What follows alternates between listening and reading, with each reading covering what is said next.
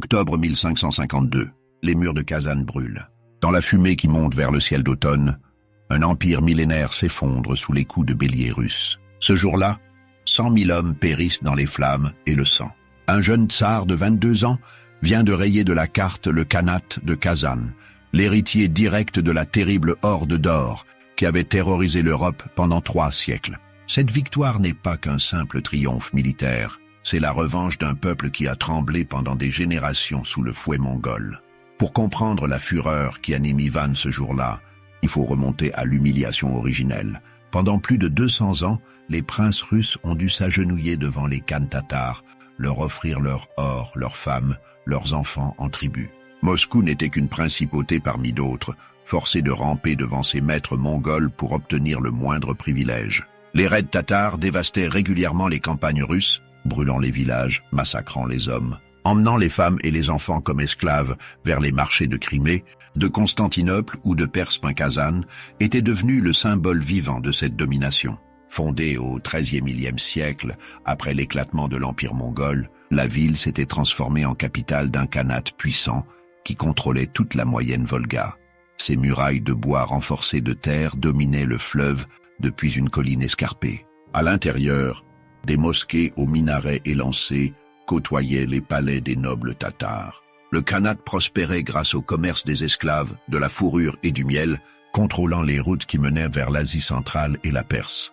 Les Russes avaient tenté de conquérir Kazan au moins 10 fois depuis 1469. Chaque échec creusait un peu plus la blessure nationale. En 1487, Ivan III avait réussi à prendre la ville et à installer un khan fantoche, mais l'indépendance tatare avait été rapidement restaurée. En 1505, lors de la foire annuelle de Kazan, les Tatars avaient massacré les marchands et ambassadeurs russes présents dans la ville. Cette trahison sanglante avait marqué les esprits à Moscou.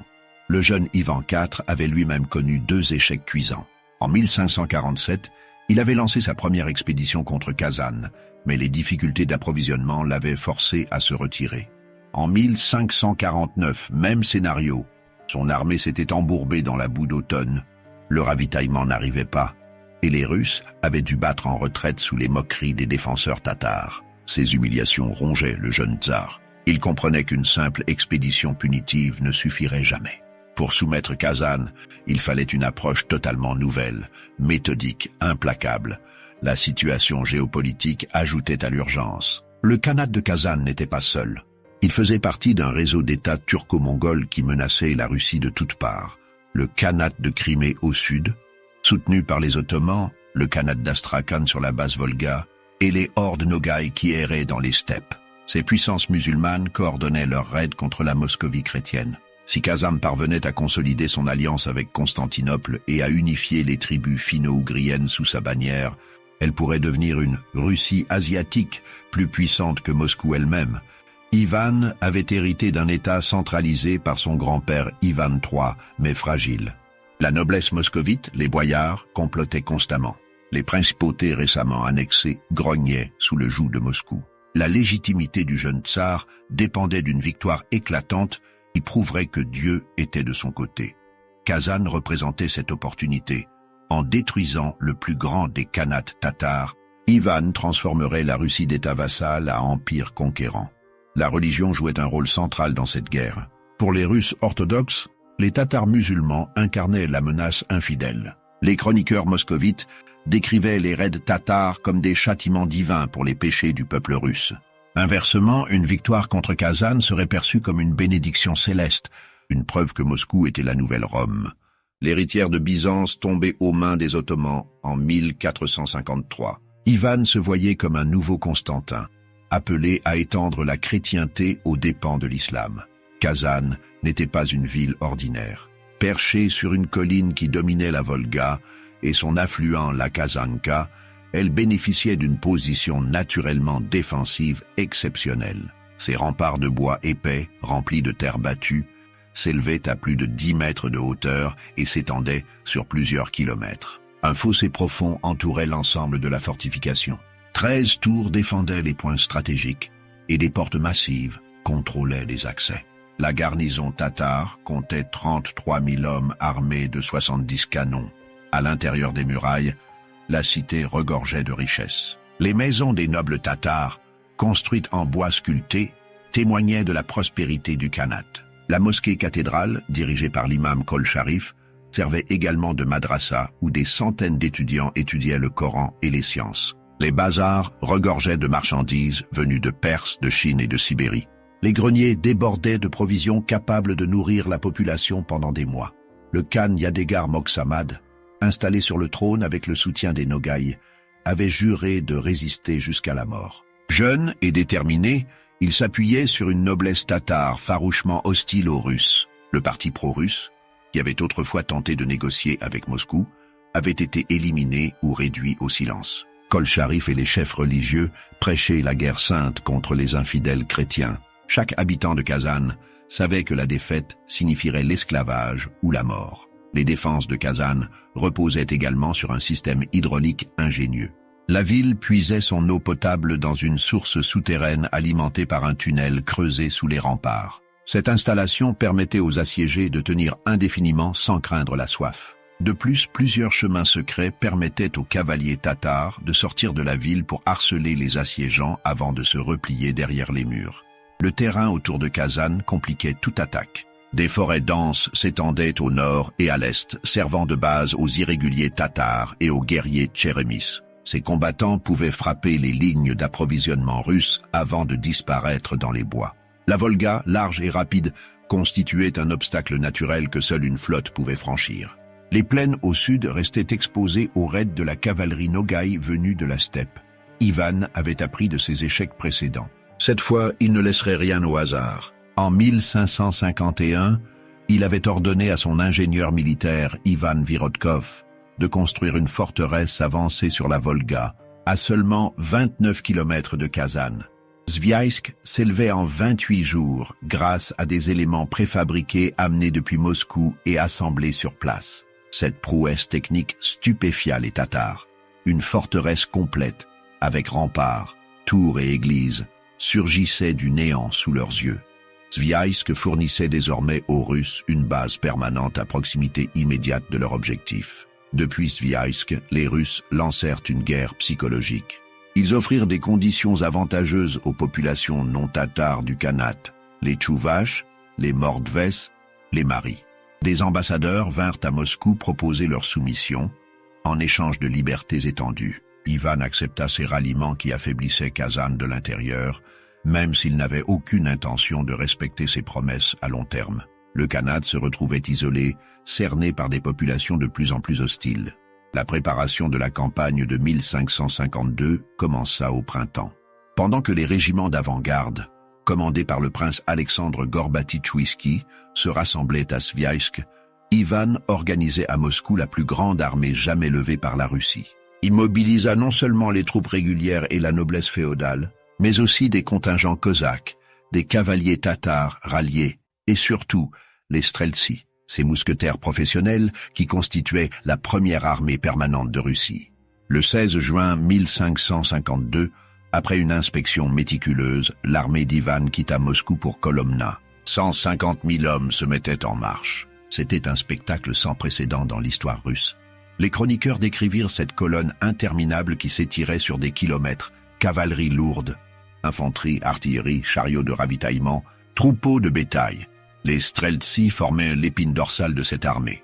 Créés quelques années plus tôt, ces fantassins professionnels équipés d'arquebuses représentaient une révolution militaire pour la Russie.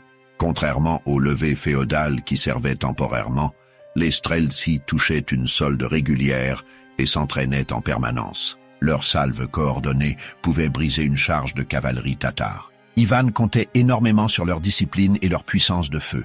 L'artillerie russe impressionnait par son ampleur. 150 canons de tout calibre accompagnaient l'armée, transportée sur des chariots tirés par des bœufs. Ces pièces allaient du petit fauconneau tirant des boulets de 2 livres jusqu'aux énormes bombardes capables de projeter des pierres de 50 livres. Les servants d'artillerie, formés par des maîtres italiens, avaient développé un savoir-faire qui manquait cruellement aux Tatars. Cette supériorité en armement lourd allait se révéler décisive. La cavalerie restait indispensable pour une armée opérant dans les vastes espaces russes. Ivan alignait plusieurs dizaines de milliers de cavaliers, combinant la noblesse féodale moscovite, les cavaliers légers cosaques et même des contingents tatars ralliés. Ces derniers, issus du khanat de Kassimov allié à Moscou, connaissaient les tactiques de leurs frères ennemis et pouvaient les contrer efficacement. Le génie militaire constituait la véritable innovation de cette campagne. Ivan Virodkov dirigeait une équipe d'ingénieurs russes et étrangers qui allait révolutionner l'art du siège. Parmi eux se trouvait un mystérieux expert en explosifs connu sous le nom de Rosmisl ou Butler, peut-être un Anglais, peut-être un Italien ou un Lituanien. Les sources historiques restent floues sur son origine exacte, mais tous s'accordent sur son rôle crucial dans la destruction des défenses de Kazan. L'approvisionnement avait causé l'échec des expéditions précédentes. Cette fois, l'intendance fut planifiée avec une rigueur inédite. Des centaines de chariots transportèrent des vivres, des munitions, du matériel de campement. Des troupeaux de bovins et de moutons suivaient l'armée pour fournir de la viande fraîche. Des bateaux chargés de provisions descendaient la Volga vers Sviajsk. Ivan avait même prévu de faire hiverner son armée devant Kazan si nécessaire, prouvant sa détermination à ne pas répéter les erreurs du passé.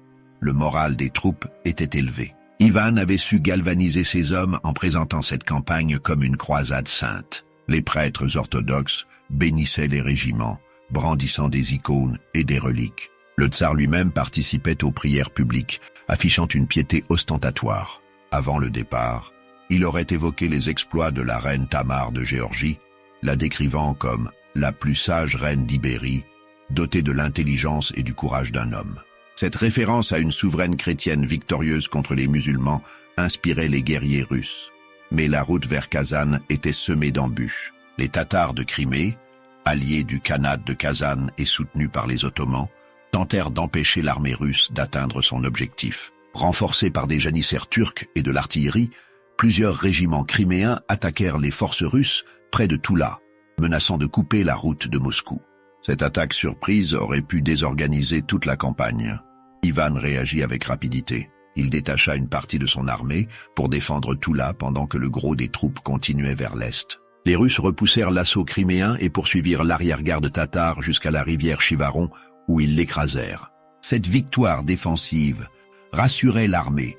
Les Tatars de Crimée ne pourraient pas sauver Kazan. Le chemin était libre vers la Volga. Le 22 août 1552, l'armée russe arriva sous les murs de Kazan. Les défenseurs observaient avec inquiétude cette marée humaine qui encerclait progressivement leur ville.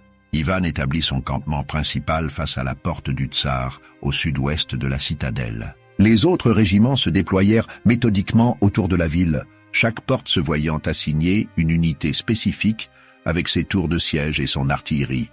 La disposition tactique reflétait l'organisation sophistiquée de l'armée russe. Le régiment de l'aile droite du Khancha Ali, un tatar allié de Moscou, faisait face aux deux portes de Nogaisk. Le régiment d'avant-garde tatar, dirigé par deux princes ralliés, bloquait les portes d'Yelbougin et de Kebekov. La cavalerie légère surveillait la porte de Mouraliev. L'aile gauche contrôlait la porte de Vodian. La garde personnelle d'Ivan campait devant la porte du Tsar. Cette répartition visait à empêcher toute sortie massive des assiégés, tout en préparant l'assaut final. Dès le 29 août, l'artillerie russe ouvrit le feu. Le bombardement commença méthodiquement, les canons pilonnant les murailles jour et nuit. Le vacarme était assourdissant. Les boulets de pierre et de fer s'abattaient sur les remparts de bois, arrachant des pans entiers de palissades. Les servants d'artillerie travaillaient par équipe, rechargeant et tirant sans interruption. La fumée des canons formait un nuage permanent au-dessus du camp russe. Les défenseurs ripostaient de leur mieux. Les 70 canons tatars crachaient aussi la mort vers les lignes russes. Mais ils étaient en infériorité numérique flagrante. Un par un, les canons tatars de gros calibre furent réduits au silence par le feu concentré de l'artillerie russe. Les servants tatars périssaient à leur poste, écrasés par les contre-batteries moscovites. Bientôt, les Russes purent bombarder les murs presque sans opposition. Entre le 30 août et le 6 septembre, Alexandre Gorbatch-Chouïski lança une offensive décisive contre les forces tatares qui opéraient hors de la ville. Les cavaliers du prince Yapancha et les unités installées dans la forteresse d'Arsk, au nord-est de Kazan, harcelaient constamment les lignes russes. Gorbatch-Chouïski les traqua dans les forêts, détruisit Arsk et dispersa les cavaliers. Simultanément, le prince Andreï Kourbski écrasait les guerriers Tchéremis qui menaçaient les arrières russes. Ces victoires éliminaient la possibilité d'une attaque de flanc contre les assiégeants. La construction des tours de siège commença immédiatement. Les ingénieurs russes, formés par des maîtres italiens aux techniques à la manière friazine, florentine, élevèrent des structures impressionnantes devant chaque porte. Ces tours à 3 étages permettaient aux archers et arquebusiers russes de tirer depuis une position dominante par-dessus les remparts. L'artillerie légère, installée aux étages supérieurs, pilonnait l'intérieur de la ville, mais le chef-d'œuvre d'Ivan Virodkov surpassait tout le reste. En une seule nuit, cet ingénieur de génie construisit une tour mobile de 13 mètres de haut, entre la porte du Tsar et la porte d'Arsk. Cette tour-batterie révolutionnaire pouvait accueillir 10 canons de gros calibre et 50 pièces légères. Assemblée à la main avec des éléments préfabriqués, elle permettait de concentrer une puissance de feu dévastatrice sur un seul point des défenses tatares. Aucun assiégé n'avait jamais vu pareille machine. Les Tatars tentèrent plusieurs sorties désespérées pour détruire cette tour et les autres installations de siège. À chaque fois, les arquebusiers russes les repoussèrent dans un déluge de plomb. Les corps s'entassaient devant les portes. Les défenseurs réalisaient que leur artillerie restante ne pouvait rien contre cette tour mobile qui se rapprochait inexorablement des murs. La partie technique du siège tournait nettement à l'avantage des Russes. Pendant ce temps, les sapeurs travaillaient dans les entrailles de la terre. L'eau représentait la vulnérabilité secrète de Kazan. La ville dépendait d'une source souterraine accessible par un tunnel creusé sous les remparts. Les ingénieurs russes, probablement guidés par des transfuges, localisèrent ce point faible. Ils commencèrent à creuser leur propre galerie vers le système hydraulique tatar. Le travail des mineurs était épuisant et dangereux. Par équipe, ils progressaient mètre par mètre dans l'obscurité, étayant le tunnel derrière eux pour éviter les effondrements. Les Tatars, alertés par les bruits souterrains, tentèrent de contreminer, creusant leur propre galerie pour intercepter les sapeurs russes. Des combats furieux éclatèrent sous terre, dans l'obscurité totale, hommes s'entretuant à coups de pelle et de couteau. Finalement, les Russes atteignirent leur objectif. Le mystérieux Rosmisl supervisa la mise en place de charges explosives dans les galeries sous le système d'eau de Kazan. Les chroniques ne précisent pas la nature exacte de ces explosifs, probablement de la poudre noire tassée dans des tonneaux, mais l'effet fut spectaculaire. L'explosion détruisit le tunnel d'eau, privant instantanément la ville de sa source souterraine. Cette catastrophe brisa le moral des assiégés. Sans eau potable, la population commença à souffrir atrocement. Les femmes et les enfants pleuraient de soif. Les soldats devaient choisir entre boire ou laisser leur famille mourir déshydratée. Des combats éclatèrent aux rares puits restants. La chaleur de fin d'été aggravait les souffrances. Les défenseurs comprirent que leur situation devenait désespérée. Septembre avançait et la pression russe s'intensifiait. Le bombardement n'avait jamais cessé. Les murs de Kazan présentaient désormais des brèches béantes. Les tours de défense s'effondraient les unes après les autres sous les coups répétés de l'artillerie. À l'intérieur de la ville, les incendies ravageaient des quartiers entiers. Les Tatars combattèrent les flammes entre 2 bombardements, mais les boulets incendiaires rallumaient constamment de nouveaux foyers. Le temps jouait contre les assiégés. Les provisions commençaient à manquer. La soif torturait la population. Les blessés encombraient les maisons, faute de lieu pour les soigner. L'odeur des cadavres empilés dans les rues empestait l'air. Le Khan Yadegar tentait de maintenir la discipline, mais l'atmosphère tournait au désespoir. Kolcharif et ses étudiants parcouraient la ville en prêchant la résistance jusqu'au martyre, rappelant que la mort au combat ouvrait les portes du paradis. Ivan ne laissait aucun répit aux défenseurs. Il ordonna une guerre psychologique brutale. Des prisonniers tatars furent attachés à des poteaux devant les murs, à portée de voix des assiégés. Les Russes comptaient sur les supplications de ces captifs pour briser la détermination de leurs compatriotes. Mais les archers tatars sur les remparts résolurent le problème de la manière la plus cruelle. Ils abattirent les prisonniers pour les empêcher de parler, prouvant leur résolution farouche. Un incident météorologique aurait pu changer le cours du siège. Des tempêtes violentes et des pluies torrentielles s'abattirent sur le camp russe, transformant le terrain en bourbier. Les tentes furent arrachées par le vent. Le camp baignait dans la boue. Les soldats grelottaient sous l'averse. Certains y virent un signe de colère divine. Les chroniqueurs rapportent que les Russes attribuèrent ce mauvais temps à la magie païenne des chamans tatars. Ivan réagit en grand metteur en scène du pouvoir. Il fit venir une relique prestigieuse, une croix contenant un fragment de la vraie croix. Des processions solennelles parcouraient le camp russe, les prêtres brandissant la relique devant les troupes trempées. Le tsar priait ostensiblement pour que Dieu protège son armée. Miracle ou hasard, le mauvais temps cessa après ces cérémonies. Le moral des troupes remonta en flèche. Dieu était clairement du côté des Russes. Fin septembre, tout était prêt pour l'assaut final. Les sapeurs avaient creusé plusieurs galeries sous les murs, les bourres de poudre. Les tours de siège étaient positionnées au plus près des remparts. L'artillerie avait créé plusieurs brèches praticables. Les streltsy et l'infanterie s'étaient entraînés aux techniques d'assaut urbain. Ivan fixait la date, le 2 octobre, jour de la fête de la protection de la Vierge. Ce choix symbolique soulignait la dimension religieuse de l'attaque. La veille, le 1er octobre, les derniers préparatifs furent achevés. Les soldats russes comblèrent le fossé devant les murailles, créant un passage pour l'infanterie. Les sapeurs vérifièrent une dernière fois les charges explosives dans les tunnels. Les prêtres célébrèrent une messe solennelle. Ivan harangua ses troupes, rappelant les siècles d'humiliation tatare et promettant que Kazan paierait pour toutes les souffrances infligées au peuple russe. Au petit matin du 2 octobre, le signal fut donné. Les explosions souterraines ébranlèrent le sol, projetant d'énormes sections de murailles dans les airs. La terre trembla. Des geysers de flammes jaillirent là où se dressèrent les murs.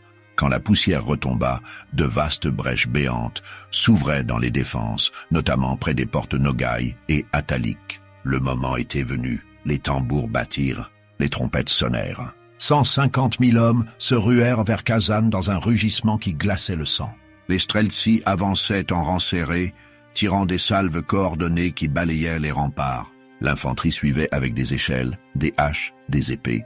Les cavaliers cosaques cherchaient à déborder les défenses. L'artillerie maintenait un feu roulant sur tous les points de résistance.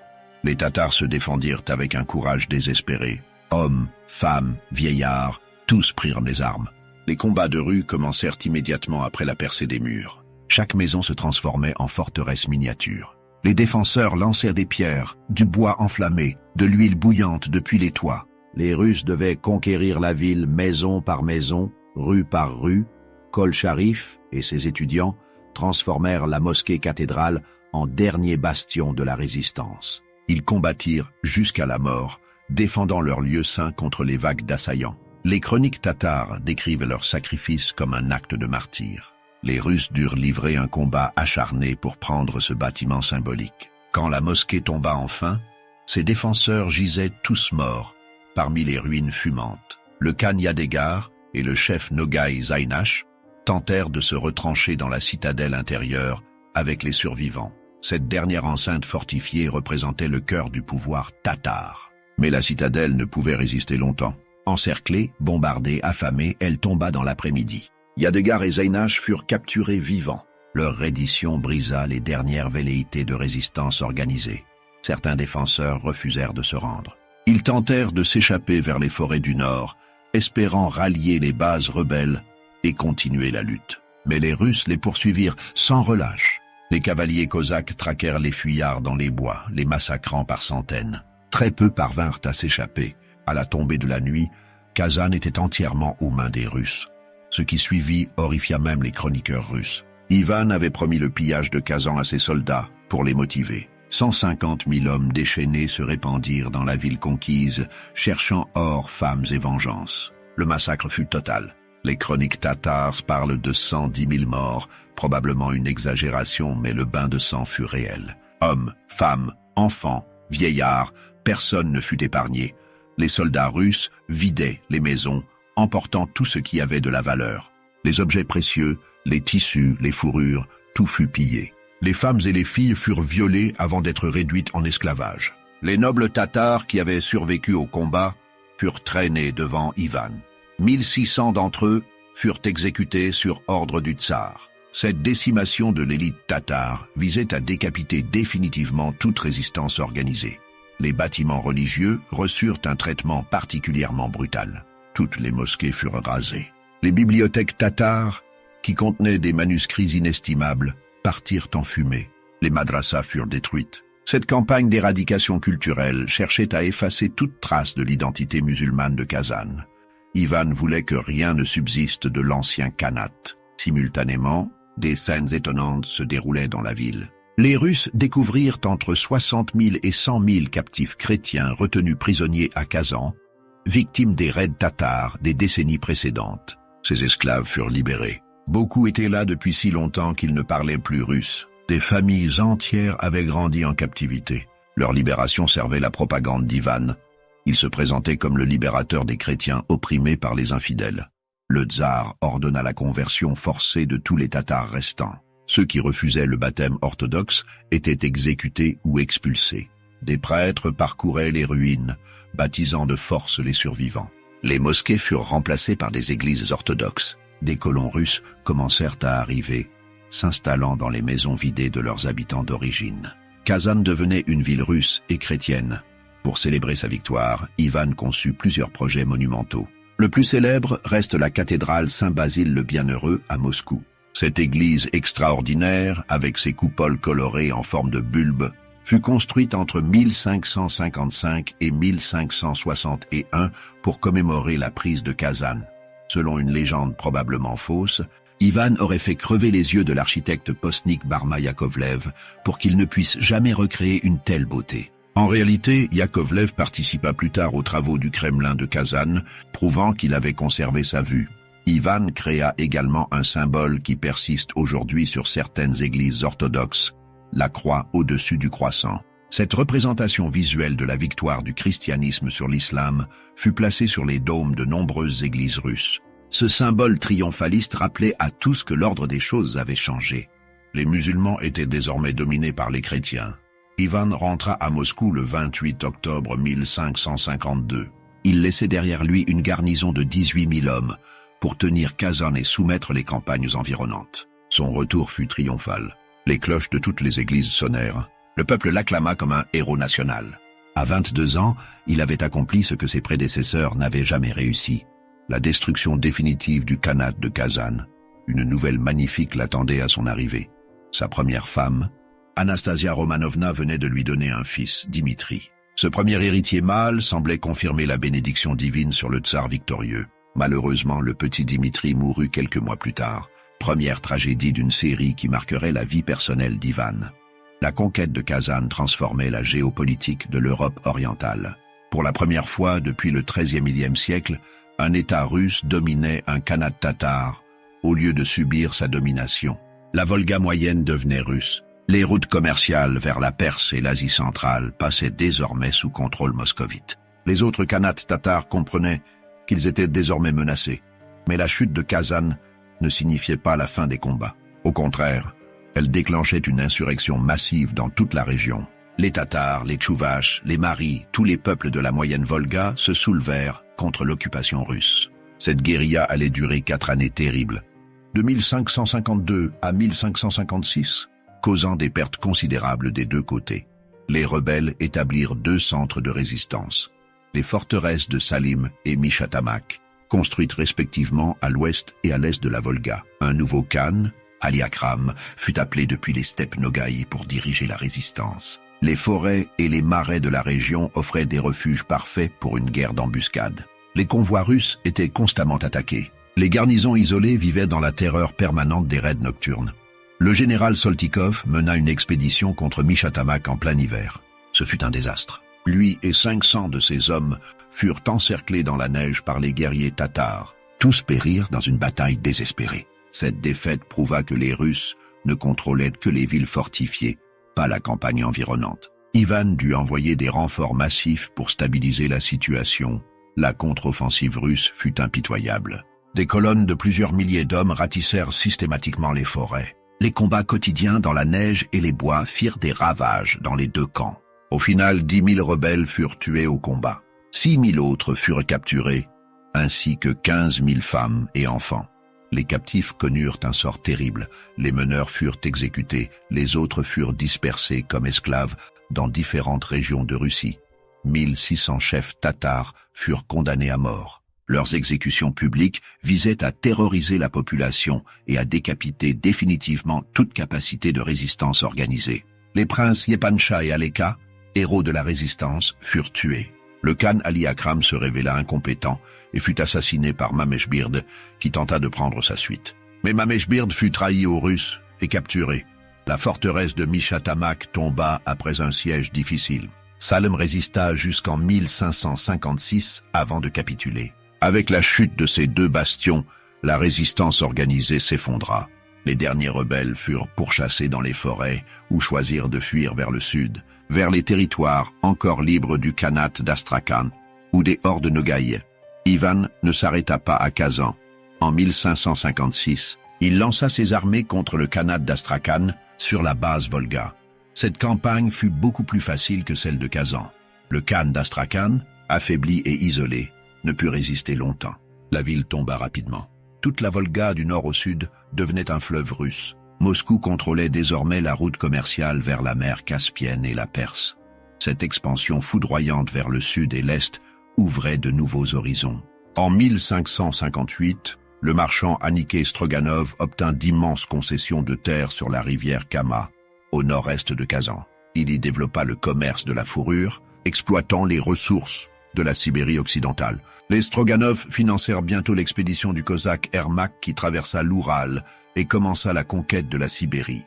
Kazan avait ouvert la porte vers l'Asie, mais ses conquêtes à l'est détournèrent l'attention d'Ivan des frontières occidentales. En 1558, il se lança dans la longue et désastreuse guerre de Livonie, cherchant à conquérir un accès à la mer Baltique. Cette guerre de 25 ans contre une coalition réunissant la Pologne, la Suède, la Lituanie et les chevaliers teutoniques épuisa la Russie. Elle se termina en 1583 par une défaite humiliante. Ivan avait gagné l'Est, mais perdu l'Ouest. La prise de Kazan marqua un tournant dans l'histoire russe, mais aussi dans le destin personnel d'Ivan. Cette victoire éclatante consolida son pouvoir absolu. Le jeune tsar de 22 ans qui avait rasé un empire millénaire apparaissait comme un souverain invincible, béni par Dieu. Plus personne n'osait contester son autorité. Les boyards, qui avaient malmené l'enfant Ivan pendant sa minorité, courbaient désormais l'échine devant le tsar triomphant.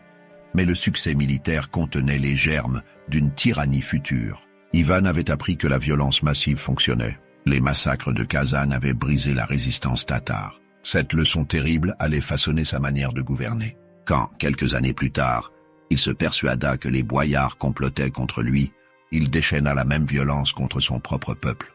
En 1565, Ivan créa l'Oprichnina, une organisation terroriste d'État qui persécuta la noblesse russe. Vêtus de noir, montés sur des chevaux noirs, les Oprichniki pillaient et massacraient au nom du tsar. Des familles entières de boyards furent exterminées. En 1570, soupçonnant la ville de Novgorod de trahison, Ivan y mena un pogrom qui fit des milliers de morts. La cruauté déployée à Kazan contre les Tatars se retournait désormais contre les Russes eux-mêmes. La tragédie personnelle culmina en 1581. Dans un accès de rage, Ivan tua son propre fils Ivan Ivanovitch d'un coup de sceptre à la tête. Cet acte effroyable, immortalisé par le peintre Répine, privait la Russie de l'héritier compétent qui aurait pu succéder au tsar. Son second fils survivant, Fédor, était faible d'esprit et incapable de gouverner. La mort d'Ivan en 1584 plongea la Russie dans le temps des troubles, une période d'anarchie qui faillit détruire l'État moscovite. Pour les Tatars, la prise de Kazan représente encore aujourd'hui une blessure ouverte. La destruction du Khanat marqua la fin de leur indépendance politique. Les Tatars devinrent un peuple dominé au sein de l'Empire russe, puis de l'Union soviétique. Leur culture fut progressivement russifiée. L'islam tatar subit des siècles de persécution. Dans les années 1990, après l'éclatement de l'URSS, les nationalistes tatars ressuscitèrent la mémoire de 1552. Des mouvements apparurent avec des slogans comme « Je me souviens de l'année 1552 » et « Holocauste du peuple tatar » 1552. Des manifestations de masse réclamèrent l'indépendance du Tatarstan.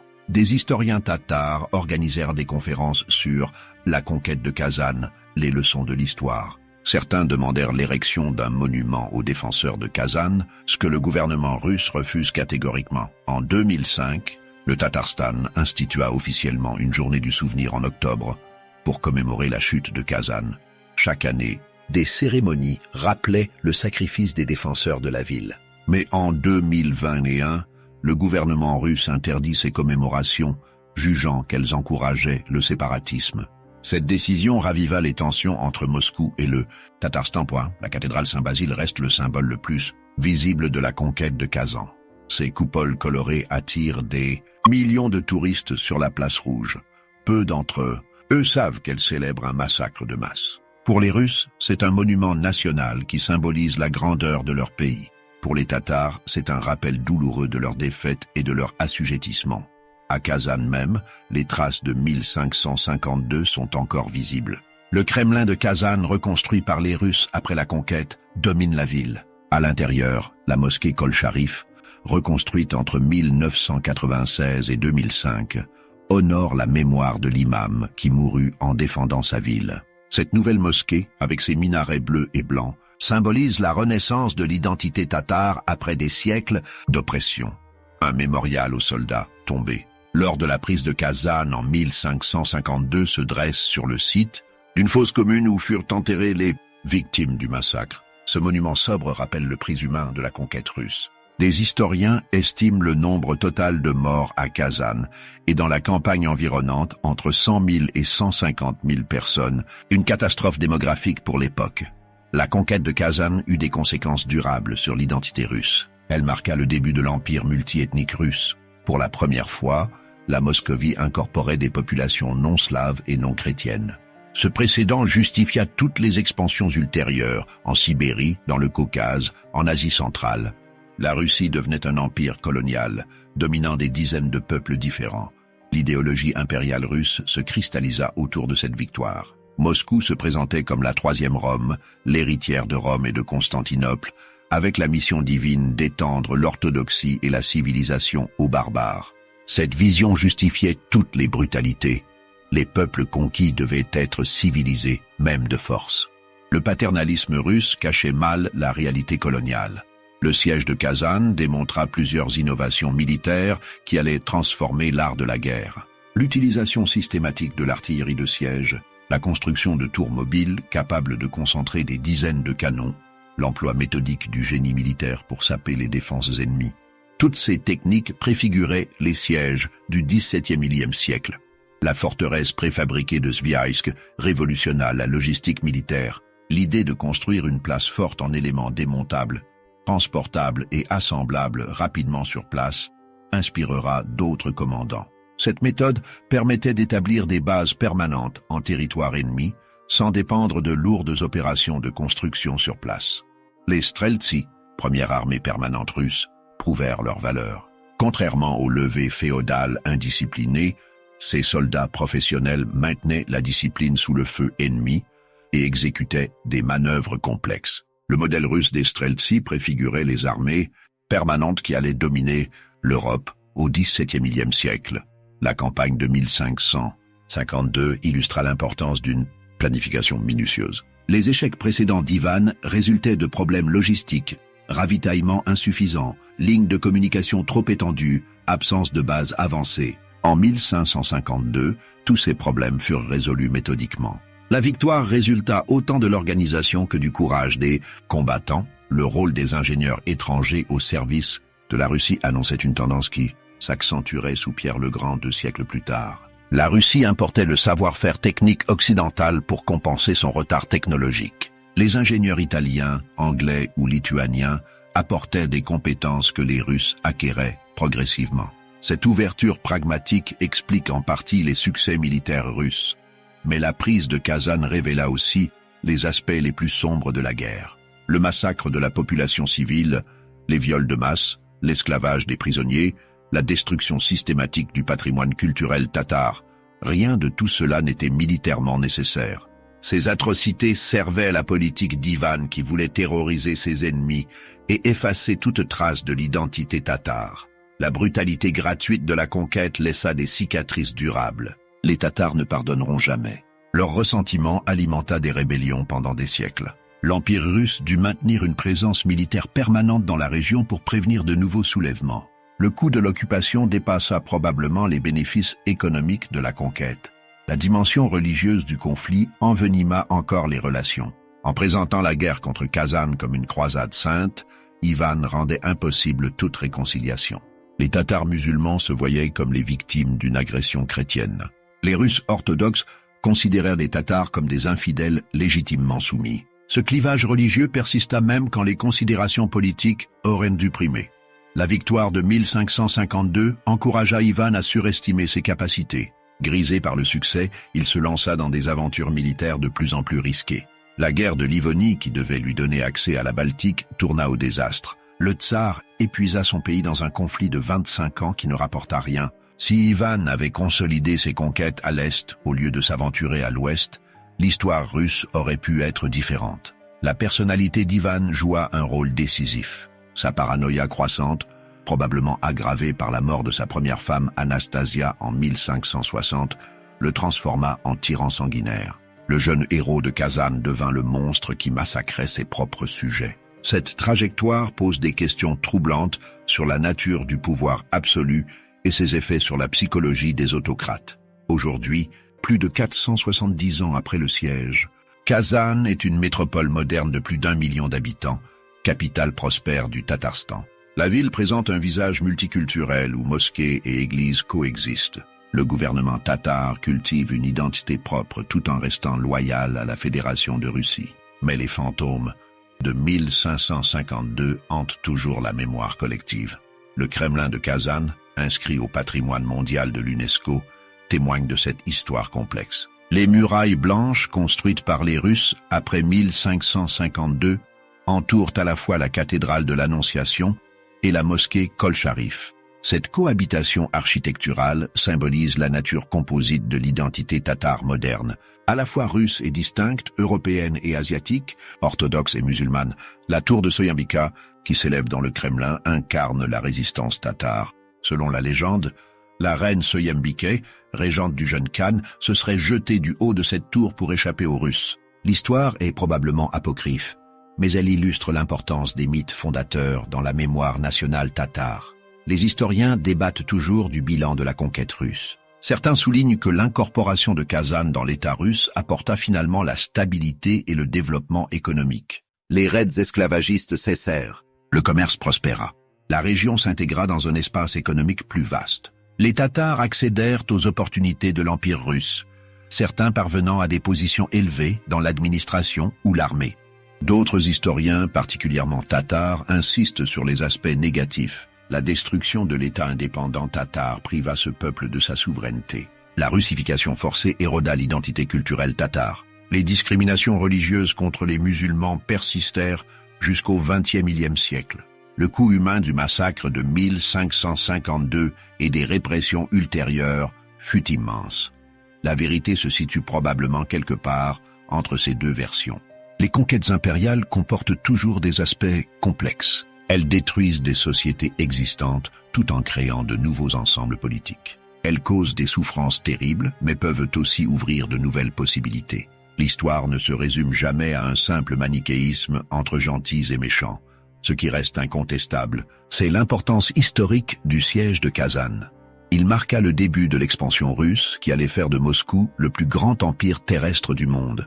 De Kazan en 1552 à Vladivostok sur le Pacifique en 1860, les Russes conquirent un territoire colossal en 3 siècles. Tout commença avec la chute de cette ville tatare en octobre 1552.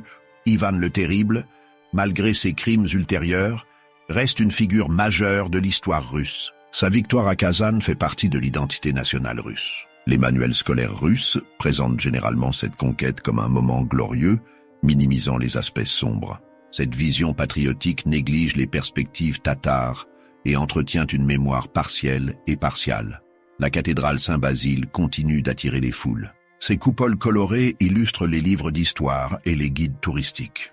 Peu de visiteurs s'interrogent sur ce que célèbre réellement ce monument.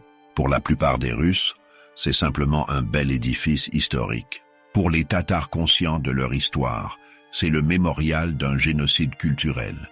Cette tension mémorielle reflète les difficultés de la Russie moderne à affronter son passé impérial. Comment honorer les conquêtes qui ont construit l'Empire tout en reconnaissant les souffrances des peuples conquis? Comment célébrer Ivan le Terrible tout en condamnant ses crimes?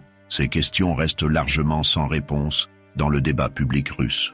Le Tatarstan navigue prudemment entre affirmation identitaire et loyauté à Moscou.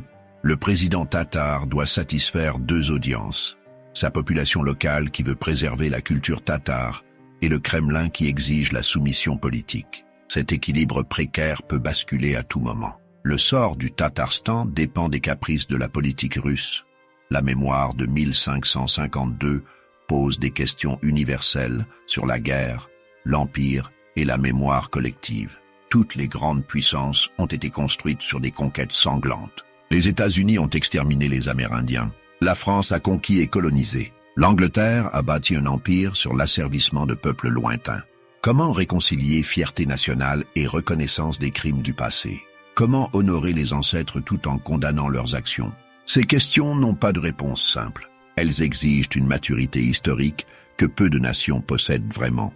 La tendance naturelle est de glorifier son propre passé et de minimiser les souffrances infligées aux autres. Mais cette attitude perpétue les ressentiments et empêche la réconciliation véritable. Le siège de Kazan nous rappelle que l'histoire est écrite par les vainqueurs, mais que les vaincus conservent leur propre mémoire. 4 siècles plus tard, les Tatars se souviennent.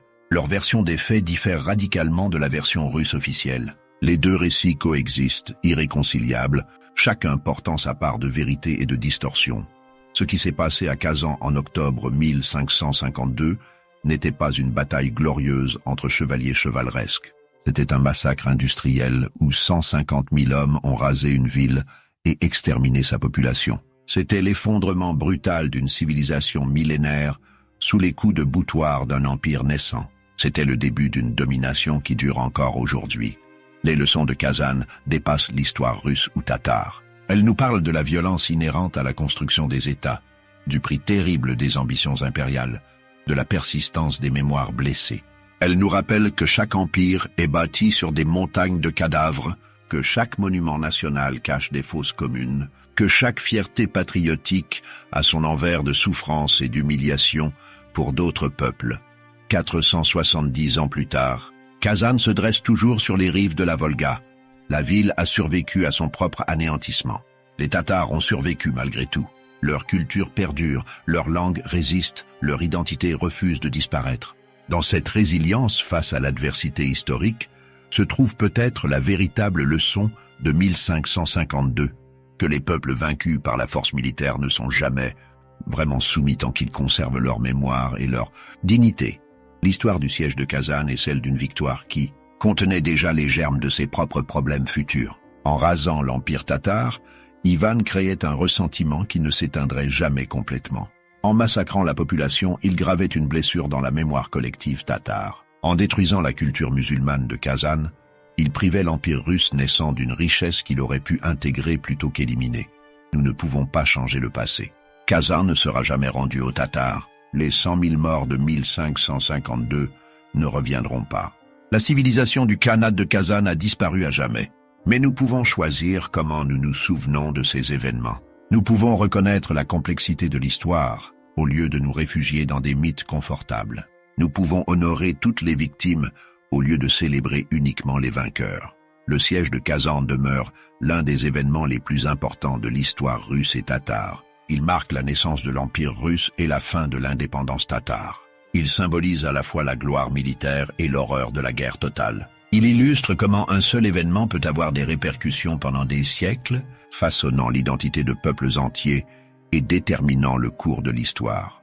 Quand Ivan le Terrible ordonna l'assaut final, le 2 octobre 1552, il ne savait pas qu'il déclenchait un processus qui transformerait radicalement l'Europe orientale. Il pensait simplement venger les humiliations du passé et établir sa gloire personnelle. Mais les conséquences de ces actes dépassèrent de loin ses intentions.